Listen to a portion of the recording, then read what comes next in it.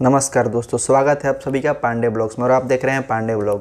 तो इस कोरोना महामारी में हम उम्मीद करते हैं कि आप लोग घर पे रह रहे होंगे, सुरक्षित रह रहे होंगे और अपने परिवार का ध्यान रख रहे होंगे। तो आज हम चर्चा करेंगे बंगाल चुनाव के बारे में, जो बंगाल में बोल सकते हैं हिंदुओं के प्रति अत्याचार या हिंदुओं का नरसंहार जो हुआ है उसके बारे में आज हम चर्चा करेंगे। तो बंगाल में जो चुनाव हुआ, दोनों पार्टियों ने रैली की, बीजेपी टीएमसी, जो कहीं भी सही नहीं था। इतना भीड़ इकट्ठा करना कोरोना काल में, ये कहाँ तक सही है। दोनों ने अपना भरपूर जोर लगाया। तो रिजल्ट क्या आता है कि टीएमसी पूर्ण बहुमत से जीत जाती है और बीजेपी को 77 सीटें मिलती हैं। अब टीएमसी पूर्ण बहुमत में आते ही जो टीएमसी का उत्पात पूरे बंगाल में देखने को मिला है वो किसी से छपा तो है नहीं, हर कोई जानता है, हर कोई उसके बारे में बात आजकल कर रहा है। तो उसी के बारे में हम भी बात करेंगे। तो वहाँ पे पूर्ण बहुमत से सीट बनाती है 2 तारीख को टीएमसी सरकार बनाती है। ममता दीदी वहाँ पे इस्तीफा लेती हैं। अब पता नहीं उनको क्या नहीं पचता है कि इस वजह से इतना वहाँ पे उत्पात वो करवा रही हैं, या ये नहीं पता कि तीसरी बार मुख्यमंत्री बन गई, या ये नहीं पता कि नंदीग्राम से वो हार गई। अब क्या उनको नहीं पचा ये तो वही बता सकती हैं। उसके बाद 2 तारीख को रिजल्ट आने के बाद 4 तारीख को ये देखने को मिलता है कि 12 लोगों की मृत्यु हो जाती है। ये रिपोर्ट में आता है, ये केवल रिपोर्ट में आया है, बाकी ऐसे कितने मरे हैं जो रिपोर्ट में भी नहीं आए हैं। उसके बाद वहाँ पे आदिवासियों के गांव फूंक देते हैं। हिंदू मंदिरों को, पूर्वी वर्धमान में एक हिंदू मंदिर को ध्वस्त कर दिया गया। पूर्वी वर्धमान में ही 2 आदिवासी, एक कांकोरा गांव और बुदबुद गांव को तहस नहस कर दिया गया है। पूर्व मेदिनीपुर में एक हिंदू मंदिर को ध्वस्त कर दिया गया है। मतलब केवल हिंदू को टारगेट करके वहाँ पे किया जा रहा है कि इतना वहाँ पे वायलेंस हो रहा है। ये कहाँ तक सही है। एक आप वीडियो देखे होंगे, वायरल हो रहा है, कार्यकर्ता हैं बीजेपी के, वो पोस्ट शेयर करने के लिए उनकी पूरी दुकान को फूंक दिया गया। मिंटू वर्मन के बारे में आप लोग ने तो सुना ही होगा। उसके बाद हम चलते हैं, इसको क्या कर सकते हैं और क्या नहीं कर सकते हैं।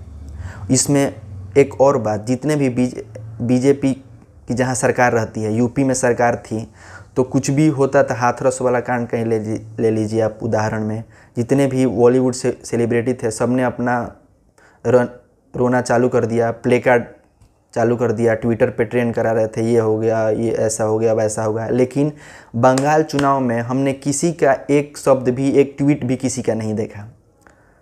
किसी एक कसवारा भास्कर से लेकर जितने भी लोग हैं, कोई ध्रुव राठी, कोई भी, किसी का भी ट्वीट नहीं आया। मतलब यहाँ पे लोग नहीं है, यहाँ के लोग में रक्त संचार नहीं होता है, केवल यूपी में ही होता है। यहाँ पे कोई ट्रेन नहीं कराता है, या ट्रेन नहीं कराया, या कराना नहीं चाहते थे, या स्वरा भास्कर दीदी सो गई हैं, म्यूट सिस्टम में लग गए हैं, उनका पता नहीं है, तो वही बता सकती हैं। और उसके बाद बीजेपी का रवैया देख लीजिए आप लोग। ये जेपी नड्डा ट्वीट कर रहे हैं कि कार्रवाई करेंगे, बर्दाश्त नहीं करते। तो मत कीजिए, बर्दाश्त कीजिए, कुछ तो कीजिए। वर्चुअल धरना देंगे ये वर्चुअल धरना क्या होता है? अब वर्चुअल धरना भी होगा, ये तो हम पहली बार सुने हैं कि वर्चुअल धरना देगी बीजेपी का सबसे मजबूत स्तंभ बोल जाते हैं कि आईटी सेल है बीजेपी का, बहुत ही है। लेकिन क्या ये भी नहीं देखने को मिला किस लिए बनाया गया बीजेपी आईटी सेल? ट्विटर पे 10 रुपया 20 रुपया पैसा देकर ट्वीट करने के लिए कब काम करेगी? मोदी जी, आपसे हाथ जोड़ के विनम्र निवेदन है, as a citizen of India हम हाथ जोड़ के आपसे विनती कर रहे हैं कि आप बहुत कुछ कर सकते थे या कर सकते हैं अभी भी। 7 तारीख की ही ले लीजिए, एक युवा महिला मोर्चा की एक कार्यकर्ता थी, 7 मई का उनका रात में रेप हुआ है और मर्डर हो गया है अगले दिन। ये कब तक चलेगा, कब थमेगा? थम ही नहीं रहा है। मोदी जी से निवेदन है कि कुछ तो कीजिए, बहुत कुछ कर सकते थे आप। 357 की मांग हर कोई, हर यूट्यूबर कोई भी वीडियो बना रहा है, कह रहा है कि 357 लागू करना चाहिए। इंदिरा गांधी की सरकार था तो न जाने कितनी बार लगी थी, तो आप क्यों नहीं लगा सकते हैं? वो आर्टिकल जब संविधान में बना है वो रखने के लिए तो बना ही नहीं है, कभी ना कभी तो यूज होगा ही। अब पूर्ण बहुमत से केंद्र में आपको क्यों बैठाया गया है? 300 प्लस सीट लेके आप बैठे हैं, 370 हटा दिए हैं, इतना बड़ा फैसला ले लिए, नोटबंदी कर दिए, इतना बड़े बड़े अपने फैसले लिए हैं। इतना छोटी सी बात है कि स्टेट में वहाँ पे आपकी सरकार नहीं है तो क्या हुआ, केंद्र में आपकी सरकार है ना, बहुत कुछ कर सकते हैं आप। तो इसको सुधारिए, इस रवैये को। ये कहीं भी नहीं कि जेपी नड्डा जा रहे हैं वहाँ पे कि हम लोगों से मिले। संतावना से क्या होता है? जिन विधवाओं की पति माँ से उनका बेटा छीन गया, उनको लौटा सकता है कोई? कोई नहीं। जिनकी बहनें रेप करके मर्डर कर दिएगा। बूढ़ी बूढ़ी माताएं वीडियो बना रही हैं कि सर से खून निकल रहा है, कोई लोग बोल रहे हैं फेक है। कितना फेक हो सकता है? आखिर कब तक हम लोग हाथ पे हाथ धरे बैठ रख सकते हैं? हम लोग का भी खून गरम है, हम जवान लोग हैं, लेकिन हम लोग क्या कर सकते हैं? एक वहीं पे पूर्व मेदिनीपुर में ही एक हमारे मित्र से बात हुई, वहाँ के एक लड़के से। वो बोला कि इतना हालत ख़राब है कि यहाँ से बहुत से लोग पलायन कर रहे हैं आसाम की तरफ। आपको स्क्रीनशॉट शेयर होगा, आप देख लीजिएगा।